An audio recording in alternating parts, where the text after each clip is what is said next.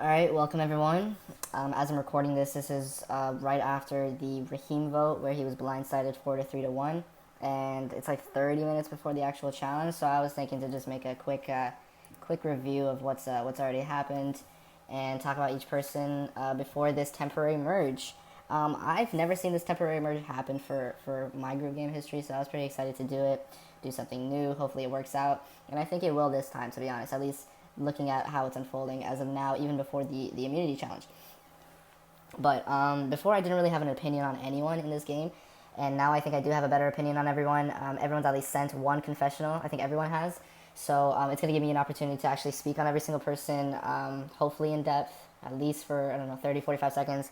So, yeah. Moving on, I'm going to start with all the powers that have been released already and whatnot. Ryan has gotten everything right now. He's gotten the safety without power, and he's gotten an idol. So that's gonna help him a lot. The Pitar idol has not been found yet, which is pretty funny. There's not that many options left, so I'm kind of surprised by that. But they're kind of, I mean, it's all luck, so I get it. But moving on, we'll go to 16th place.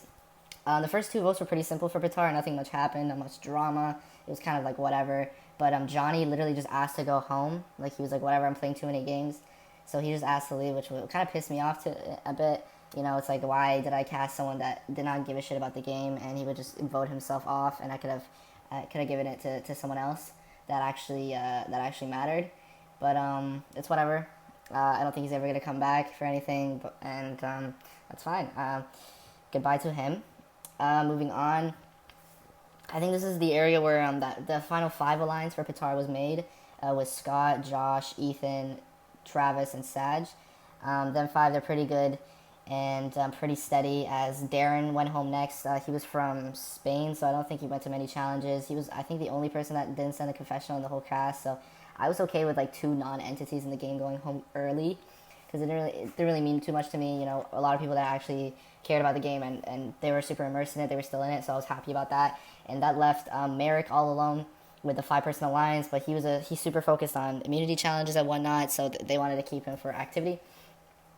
And then this vote where Sava lost, it was good. It was pretty funny. I actually enjoyed this vote. This was the first vote that I was interested in, and basically what happened, it was supposed to be a 7-1 against Alaskan Fire Dragon, who was actually a previous winner, and there's a 3-person alliance with Zach, Hurley, and Ryan, and basically they pulled in Philip and someone else. Who was it? Philip and Raheem. So it was supposed to be a 5-person alliance, and then they were gonna ask Tori and Jeremy to vote against Fire Dragon. But then Philip noticed that there was an inner core in that alliance, so they decided to flip it on its head. He took in Alaskan, Jeremy, and Tori. I believe it was 4. Yeah, and basically just flipped the vote 4-3-1 as Curly decided to vote Tori just in case of an idol, which kind of just fucked them up completely. But it was a good move by Philip, but it's a very, very risky one as well, because you're laying all your cards at final 14, so you really got to start, you know, constantly playing until the end now. Like, you can't play under the radar anymore. But I think he kind of needed it. He needed someone. I believe that Alaskan was someone that he should have worked with at the start, because they're both returnees, so there'll be a bigger target on Alaskan's back than him, so it was smart to keep him and take out someone who was a white level. But Raheem I actually liked. I actually liked him a lot. He's probably the only person that could get a chance at maybe a second chances game. If I do it in the future, I'm kind of thinking I might do something at season 10 maybe, but it won't be a full like heroes versus villains type thing, but there'll be something for sure. Yeah, so he has a chance. He has some returning status, I guess. Like he has an opportunity to return at one point. So moving on from that, we announced the temporary merge, and I was worried that because it was a 6-7 from Sava to Pitar, that this was going to be a boring vote, but I'm pretty sure this is going to be super exciting, because the Pitar tribe is actually they're super tight-knit, they're all together, and then you got the Sava tribe they're just all over the place, so I'm expecting one of the Savas to go home, tie it up, and then we're going to go to a tribe swap where anything can happen. But moving on from that, I'm going to go one by one through each person, so yeah, just my personal opinions on each and every single person. So, Saj, firstly, I've kind of forgotten about the Pitar tribe because of the whole Sava drama that's happened recently. But Sag, he surprised me before. He had a good confessional. I really enjoyed it. I like his placement in the game right now, and I really think he can do super well. He kind of surprised me actually. I thought he was going to be sheeping and not doing too much, but he's came into his own, and I'm excited to see what he can do. He's in that 5-person alliance as well, and I don't think he's a target for anyone. So I do think he's going to make it to merge at least, and we'll see what he can do from there. Moving on, Travis. Travis has a very close relationship with Ethan from what I've heard, and he's also in the 4-person alliance, or 5. And he seems good as well. It's pretty chill right now. Same as Sag, but at least he does have someone that's super close with him. And moving on from that, we got Merrick. Merrick is the only person that's outside of the alliance on the Patar tribe, but he is a super active player, and he is working hard, especially in immunity challenges. But right now, I haven't seen any strategic gameplay from him. It's mostly just, vote out the inact. Although he's talking to people from what I've noticed, he hasn't really made any alliances, so I think he's gonna need to pick up the pace if he wants to do anything. But he's gonna need to pick up the pace if he wants to make it to merge, or he wants to have any worth in this game, to be honest. Ethan is surprisingly someone I actually really like. He knows the game. He understands that his placement on his own alliance, and he doesn't plan on sticking with them for too long, which I'm intrigued by. It's pretty smart, I'd say, because he was the 4th person that was put into that alliance, so he probably is at the bottom. So he is super close with Travis, but he also is weary about Scott, which is smart, because if we move on to Scott is kind of running his tribe, and he is talking to everyone, and kind of seems like, at the top of the food chain.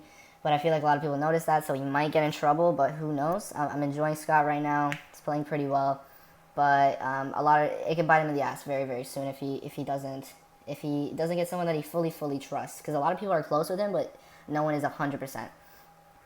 Moving on, we have Josh. Josh is also someone that I'm super surprised by. I didn't think he was going to be super active, but he is, and I'm actually liking him a lot. I like his personality. He's pretty interesting. And he's kind of staying under the radar as well, but he's also in that alliance, and I think he's going to be good for a good bit. But this merge vote, anything can happen. I haven't heard any targets specifically, so we'll see about that. We'll see what he can do, and hopefully he can survive for a bit longer. And next we got the Sava tribe. This is a bit more interesting. I feel like it's not a bit more interesting. It's just like it's kind of in my brain. It's kind of a recency bias, so I get to talk a bit more about them. But both tribes are pretty good. I do enjoy it. It's just a bit more drama on the Sava tribe compared to the Patar tribe, they're all just super unified, which isn't bad, obviously, but it doesn't. I'm not getting the best TV out of this just yet, but I'm expecting some good things soon from the Patar tribe. But moving on to Sava, we got Tori. Tori is actually, I think, one of the least active on it, but she is holding her own, super under the radar right now. She did make a good move by voting with Philip because she was going to be voted out next after Fire Dragon, but it was kind of a clear-cut thing. Philip kind of orchestrated that whole thing, so there wasn't much else that she could have done. It was good on her part. I'm assuming she's going to go pretty far in this game, but in terms of actually making moves, I think she'll be lacking kind of a bit. Jeremy, same thing. I don't want to be rude, but he does talk very weirdly, like very, very weird. I don't know if English is his first language or not, but it's super, how do you say, broken how he speaks, and very dry. A lot of people on his tribe rubbed the wrong way of him. Like, a lot of people didn't like him. I know Zach, Hurley, and Ryan don't like him for sure, and a lot of other people are just kind of like confused as why he speaks the way he does. He is kind of super quiet. What can I say? He's just, this is an honest opinion. I just think he's riding Philip's coattails right now. If he can do anything else, I hope he does, but I'm okay with him going, to be honest, for now. Like, I don't know. It's just, he's not giving me too much. He's giving me the vibe that whatever Philip says, he's going to follow, which is not the best thing. But hopefully he can pull something off, become more independent, and that would for sure excite me a bit more. But moving on, we got Philip. Philip, probably playing the best game here as of now. I'd say, like, even if we're talking about Philip in terms of just my whole Survivor, the 7 seasons, he's played in, what season did he play? I could check this. But he's played in 3 different seasons, right? And I think that's the only person who's done that. He played in Survivor Season 5 and Season... What was the other season? Sorry, give me a second. Yeah, Season 5 and Season 3. So he's done well. You know, he's Season 5, Season 3, and Season 7. So he's played in a lot of seasons. He's kind of one of the main guys of the season if I were to put, like, a top 4 people that, like, represent the DanZ Survivor. And, you know, he's really holding his own right now. He made a huge move at Final 14 to take control of the game completely, honestly. He has a 4-person alliance that he's with. But doing this super early, especially with the temporary merge, can bite him in the ass, like, royally. Because I'm nearly certain that Ryan, Curly, and Zach are going to flip. And it really just depends who they're going to vote out. I have a feeling they'd vote out Jeremy just because they're annoyed by him. But if they were smart, they would vote out Philip. Or even Alaskan because he has a huge target on his back. But, yeah. He's playing well. He's playing well for now. He orchestrated that whole thing, that whole vote, which was pretty genius. But he needs to get through this one vote. If he gets through this vote, I do think that he's gonna go far. But yeah, always love Philip, and no matter what, you're gonna expect him to be back sometime soon. Zach, moving on. Zach kind of surprised me. He's been pretty interesting this whole game. He's with that alliance with Ryan and Curly. He's kind of getting thrown under the bus for that vote, though. Philip is doing that. I'm trying to throw him under the bus, which is pretty smart on Philip's part, but it could fuck him up as well. Zach is in a kind of a sticky situation because one full alliance is throwing him under the bus, and the other alliance that he's with is kind of not trusting him as much anymore. So it's gonna be hard if he could to try and get out of this predicament. Hopefully he can, but I don't know. I don't have huge hopes for him. But if he can pull it off, if he can make something happen, then I'd find that super interesting, and it would add some character to the player. Next, we got Ryan. Ryan's kind of like, I have a feeling he's going to win it just by the edit, if you're looking at an edit. He has the winner, the safety without power, and he has an idol, so he's going to be good for quite a bit, and no one's necessarily targeting him specifically, so I don't think he's going to go out anytime soon, and even if he does, he has his idol, he has his safety without power, so I think he's going to be fine until at least the merge. I could see him winning this game pretty easily, especially with his alliance with Curly as well, who's a very good player, and Zach. So we'll see what happens. But yeah, I'm pretty confident that he's going to go far. Second last, we got Fire Dragon, who is a winner. So it is a pain in the ass for him because first vote he was a target, but he was more of a target because he was not active, which pissed me. Honestly, I was pissed off because I was like, how is a winner the least active in the game at Final 14? I was like, what the fuck is going on? But luckily he kind of pulled something off with Philip. I think he finally sent a confessional. I think he was one of the last players to do it, and it was a good one. It was interesting, intriguing. So hopefully when he actually goes to Tribal, he's actually speaking, he's actually immersed in the game, which I'm happy by. Hopefully, you know, that last vote is a wake-up call for him to actually start playing. And yeah, I just want more from him. You know, if you're a winner, I want more from you. And if you won one of the best seasons that I've hosted, it was a fans versus favorites versus failures. Like I'm expecting a bit more, you know. But moving on, Curly is one of my favorites, fan favorite. I love her. Her confessionals are amazing. They're super long, they're super intriguing, and she seems super invested in the game, which I love. And she has a good alliance with Zach and Ryan. And although she's kind of at the bottom of her specific Sava tribe, I don't think she's going to be the first target for this merge. And she is a super social person, so I don't think she should be worried too much, because at least she has a close enough relationship with Philip that she was aware about the vote as well, but she was kind of weary about it. She thought it was going to go through, but at least she was aware of what was going to happen. So she does have that social connect, so I could see her going pretty far in this game as well. But with that, what else can I say? There is no VL, by the way, guys.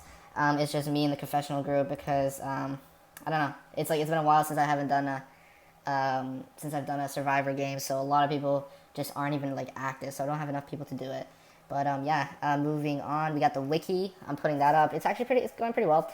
It's before I struggled doing wikis because it takes so long to do it, like after the season is over, because you got to add every single person. But how I'm doing it right now is just I'm kind of updating it frequently after every single vote, so it's not so much of a pain in the ass at the end of it. So I think that's all. Everyone, good luck in the challenge today, but you're not going to hear this. This season is already turning out to be probably one of my favorites. If it keeps this energy, hopefully it does. And yeah, I'll see you guys soon. Challenges in like 5-10 minutes, so we'll see what happens. And I'll probably make another one of these probably before merge. Probably, maybe at Tribe Swap if something super interesting happens. But yeah, I'll see you guys soon. Goodbye.